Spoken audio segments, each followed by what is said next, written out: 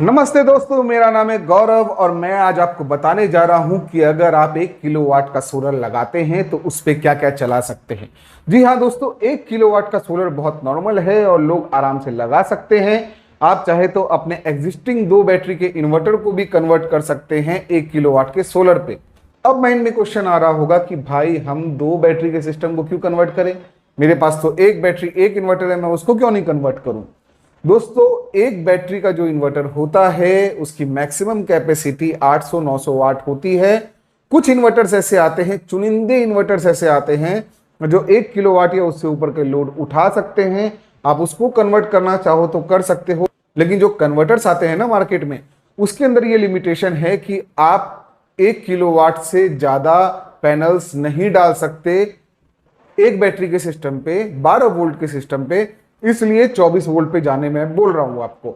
नहीं तो फिर एक सोलर इन्वर्टर आता है एक बैटरी वाला, उसके अंदर 1 किलोवाट तक का सिस्टम डाल सकते हैं, लेकिन वो PWM बेस्ड चार्ज कंट्रोलर होते हैं, जिसके वजह से जो परफॉर्मेंस है प्लेट की, जो आउटपुट है प्लेट का, उससे 20% माइनस होकर यानी कि 80% ही आपको आउटपुट मिलता है। इसलिए दोस्तों, मैं हमेशा रिकमेंडेड करता हूं जब भी सिस्टम लगाए MPPT बेस्ड लगाए। अगर आपको 1 किलोवाट का सिस्टम लगाना है तो उसमें आपको मिनिमम 2 बैटरी के सिस्टम पे जाना ही पड़ेगा। अगर आप 500 वाट का सिस्टम लगाना चाहते हैं ना, तब आप जाके 1 किलोवाट तक का या 800 वाट का या सिंगल बैटरी के सिस्टम पे काम कर सकते हैं। तो दोस्तों, आइए झटपट देखते हैं कि किस किस तरह के लोड हमारे घर पे होते हैं। उसके बाद हम बात करेंगे सोलर कैलकुलेशंस की। तो चलिए देख लेते हैं। तो दोस्तों चलिए अब हम बात करते हैं घर के बेसिक लोड की। घर पे क्या क्या लोड होते हैं। फैन होता है जो 80 वाट का होता है। एलईडी लाइट होते हैं, हम नॉर्मली 10 वाट का एलईडी लाइट लोग लगाते हैं। एलईडी ट्यूब लाइट होते हैं जो 20 वाट का होता है, पहले 40 वाट वाला आता था। अब जो है आप देख सकते हैं कि जो रेफ्रिजरेटर है वो 200 वाट में लेके चल रहा हूँ। टेलीविज़न जो है वो 150 वाट लेके चल रहा हूँ। इसके अलावा कुछ लोग कंप्यूटर चलाते हैं, कंप्यूटर भी जो है आपका 100 वाट का होता है। मिक्सर ग्राइंडर लोग चलाने की कोशिश करते हैं, लेकिन वो 1000 वाट का होता है। बहुत सारे लोड ऐसे होते हैं जो हिडन लोड्स होते हैं, जिसके बारे में आप सोचते भी नहीं है, जैसे कि चार्जर हो गया। फिर इसके अलावा आप ऑल आउट की बात करते हैं, ऑल आउट हो गया। ऑल आउट किसी को नहीं पता कि ऑल आउट भी मतलब हम लोड में काउंट कर सकते हैं। सीसीटीवी कैमरा हो गया। तो दोस्तों, इस तरह के लोड को हम एडिशनल लोड मानते हैं, तो इस एडिशनल लोड को हम 150 वाट मान के चलते हैं। इसके अलावा हैवी लोड हो गए। हैवी लोड्स में आप देखोगे जैसे आयरन हो गया, आयरन आपका 1000 वाट लेता है। प्रिंटर हो गया, वो जो है आपका मोटा मोटी 1200 वाट लेता है। फिर आपका एसी हो गया, एसी आपका जो है इन्वर्टर एसी की बात कर रहा हूँ, यहाँ नॉर्मल एसी बहुत लोग लगा के रखते हैं, तो एवरेज में 2000 वाट इसका मान के चल रहा हूँ।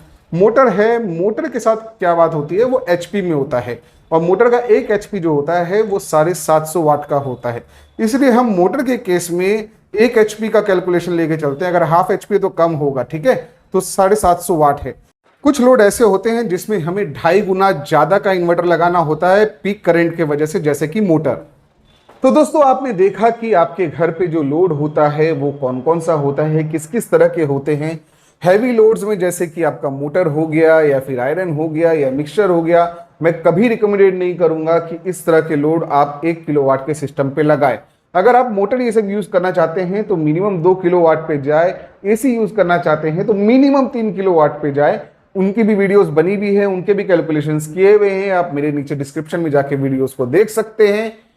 अगर आप 1 किलोवाट पे अगर अपने सिस्टम को चलाना चाह रहे हैं तो आप प्लीज उस पे 500 वाट से ज्यादा का लोड मत डालना, वरना आप 100% सोलर यूटिलाइजेशन नहीं कर पाओगे, क्योंकि आपको पूरे दिन यूज करना है। 1 किलोवाट पे भी, वो भी MPPT बेस्ड चार्ज कंट्रोलर हो तभी। अदरवाइज आप 1500 वाट तक का प्लेट लगाए, उसके बाद 500-600 वाट को पूरे दिन यूटिलाइज करे, कहीं कोई दिक्कत नहीं है। बैटरी बैकअप भी उतना होना चाहिए। तो चलिए झटपट चल के देख लेते हैं कि इसका सोलर कैलकुलेशन कैसे होता है और किस तरीके से हम अपने 1 या 1.5 किलोवाट के सोलर पे अपने लोड को चला सकते हैं और क्या लोड चला सकते हैं। तो चलिए दोस्तों, अब हम बात कर लेते हैं कि 1 किलोवाट के सोलर पे क्या क्या लोड आप चला सकते हैं, उसका एक कैलकुलेशन करते हैं। तो सबसे पहले ये जानना जरूरी है कि आपके पास जो इन्वर्टर होता है वो इन्वर्टर जो है कितना लोड उठा सकता है। आप यहाँ देख सकते हैं 0.8 केवी यानी कि 800 VA का इन्वर्टर है। 800 VA का 80% कीजिए उतने वाट का इन्वर्टर होगा। तो 800 VA का इन्वर्टर है, तो उस पे देखिए 3 बल्ब, 2 पंखे, एक टीवी और एक कंप्यूटर आप चला सकते हैं। उसी तरीके से आप 1500 VA का अगर आप लगाते हैं इन्वर्टर, तो उस पे आप ये लोड चला सकते हैं। अलग अलग कैपेसिटी ऑफ इन्वर्टर्स के हिसाब से अलग अलग लोड दिया हुआ है, आप चाहे तो इसको पॉज करके भी देख सकते हैं। तो दोस्तों अगर हम बात करें 1 किलोवाट इन्वर्टर की, तो आप यहां देख सकते हैं कि 1 किलोवाट का जो इन्वर्टर होता है, उस 1 किलोवाट के इन्वर्टर के ऊपर आपको जो मैक्सिमम लोड डालना चाहिए वो 80% का मैक्सिमम लोड डालना चाहिए। मान लीजिए आपका कोई इन्वर्टर है, उसका कैपेसिटी 1 किलोवाट है, तो मैक्सिमम लोड जो उसके ऊपर डालेंगे आप वो 80% का डालेंगे, यानी कि 800 वाट का डालेंगे। अगर 800 वाट का आपका इन्वर्टर है तो उसका 80% डालेंगे, ठीक है। तो अगर आपका 1500 वाट का है तो 1500 के हिसाब से आप उसका 80% डालेंगे।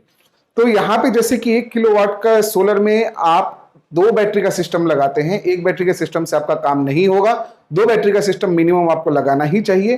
तो 2 बैटरी का जो सिस्टम लगाते हैं उसके लिए आपको जो है इन्वर्टर कैपेसिटी का 80% ही मैक्सिमम लोड डालना है। ये इन्वर्टर की कैपेसिटी है, ये सोलर की कैपेसिटी नहीं है। अब हम बात करते हैं, मान लीजिए कि 800 वाट का टोटल रनिंग लोड आप चला रहे हैं, जो 800 वाट हमने अभी आपको बताया। मान लीजिए 1 किलोवाट का आपका इन्वर्टर है और 800 वाट का आप लोड चला रहे हैं, तो 800 वाट को आप लगातार 10 घंटे चलाते। देखिए कभी भी फुल लोड नहीं डालना चाहिए अगर हम सोलर कैलकुलेट करते हैं। वो तो इन्वर्टर का कैलकुलेशन था कि वो मैक्सिमम कितना लोड उठा सकता है। जब हम सोलर की बात करते हैं तो सोलर में सारी चीज डिपेंड कर जाती है प्रोडक्शन पे।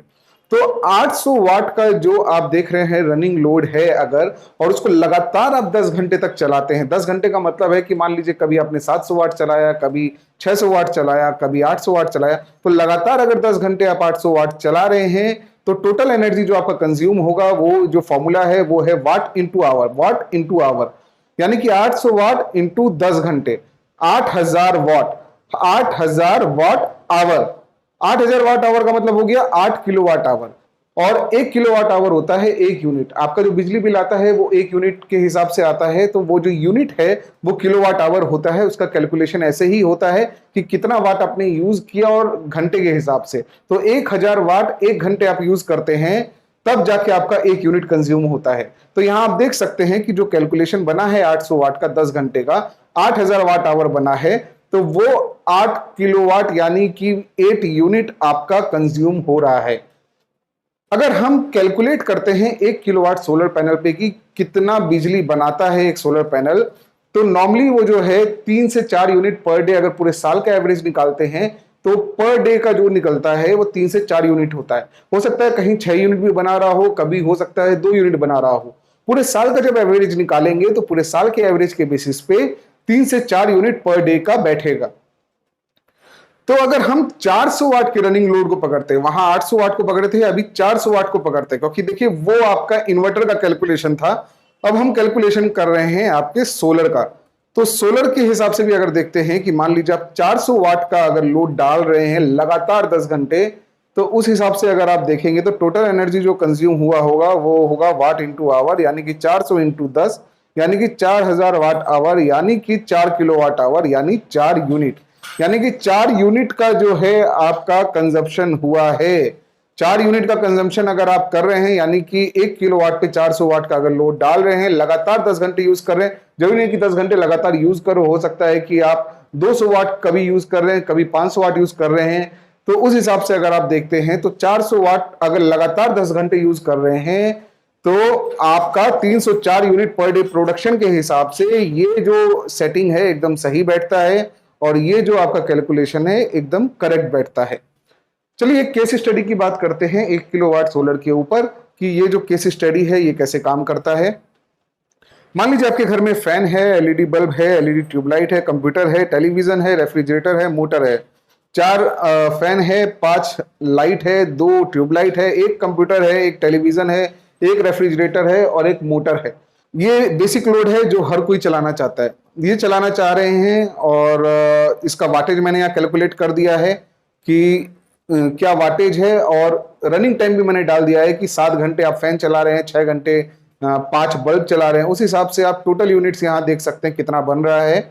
मोटर भी है जो 1 एचपी का है, वो आधे घंटे आप चला रहे हैं, और 24 घंटे का मैंने रेफ्रिजरेटर माना है क्योंकि वो 24 घंटे चलता है। ये 200 वाट का रेफ्रिजरेटर है।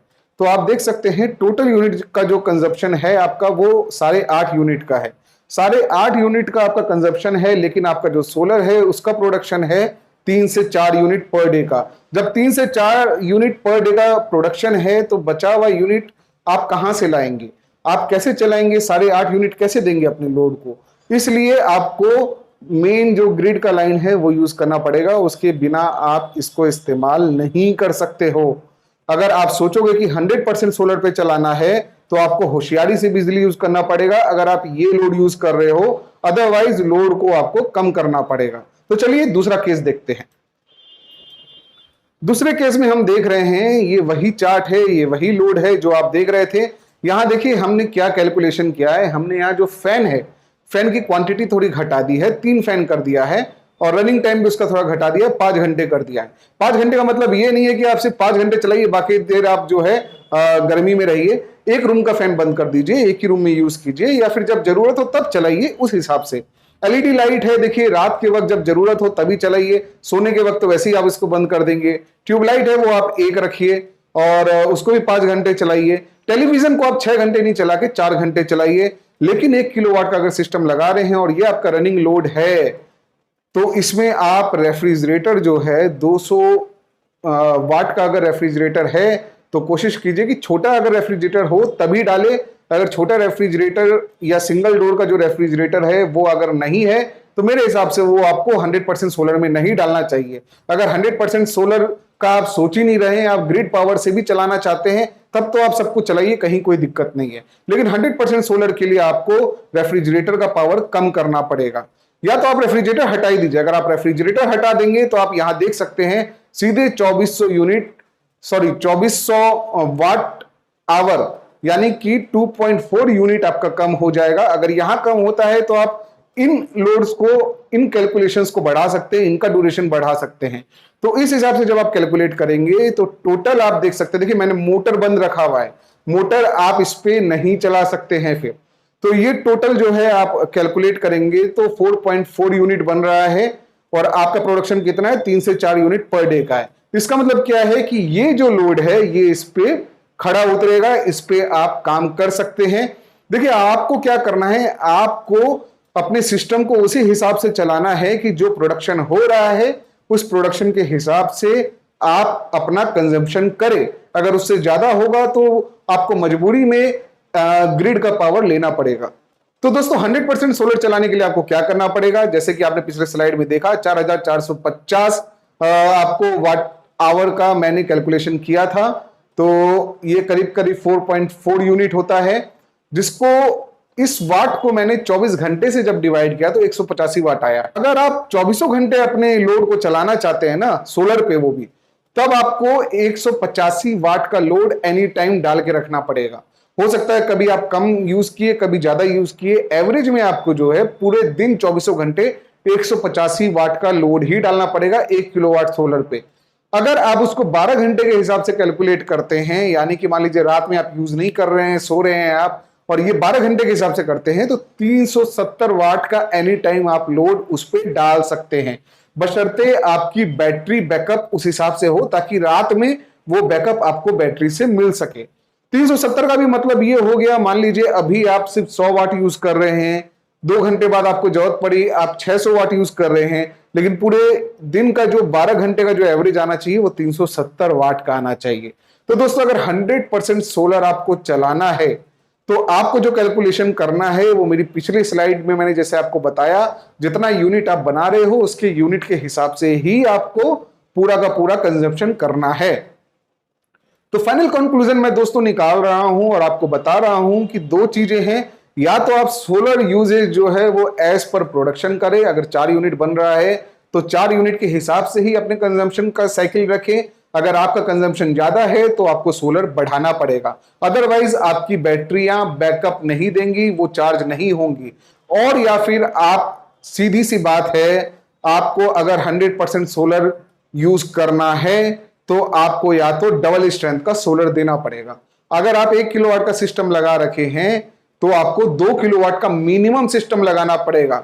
ये मिनिमम बता रहा हूं मैं आपको, उससे ज्यादा भी लगाना पड़ सकता है। इससे क्या होगा, आपका बैटरी भी चार्ज होगा और आपका लोड भी काम करेगा। तो दोस्तों ये मेरा फाइनल एक कंक्लूजन था। इस बेसिस पे इस तरीके से आप सोलर का कैलकुलेशन कर सकते हैं। कुछ नहीं समझ में आया, फिर से बैक में जाइए और देख लीजिए कि कैसे ये क्या कैलकुलेशन हो रहा है। तो दोस्तों आपने देखा कि किस तरीके से आप 1 किलोवाट सिस्टम पे कौन कौन से लोड चला सकते हैं और आपके पास 1 किलोवाट में क्या क्या ऑप्शंस अवेलेबल हैं। आप चाहे तो अपने एग्जिस्टिंग इन्वर्टर बैटरी को भी कन्वर्ट करा सकते हैं। आपको इनमें से कोई भी प्रोडक्ट लेना हो, डिस्क्रिप्शन में लिंक छोड़ दूंगा, आप ऑनलाइन मंगा सकते हैं। कोई भी इंस्टॉलर या कोई भी मिस्त्री को मेरा वीडियो दिखाइए, वो आपका इंस्टॉलेशन कर देगा। हैवी इंस्टॉलेशन के लिए मैं हमेशा रिकमेंडेड करता हूं कि सोलर इंस्टॉलर को ही बुलाए, लेकिन नॉर्मल ये जो बेसिक इंस्टॉलेशन है वो आप खुद भी कर सकते हैं या इलेक्ट्रिशियन से करवा सकते हैं।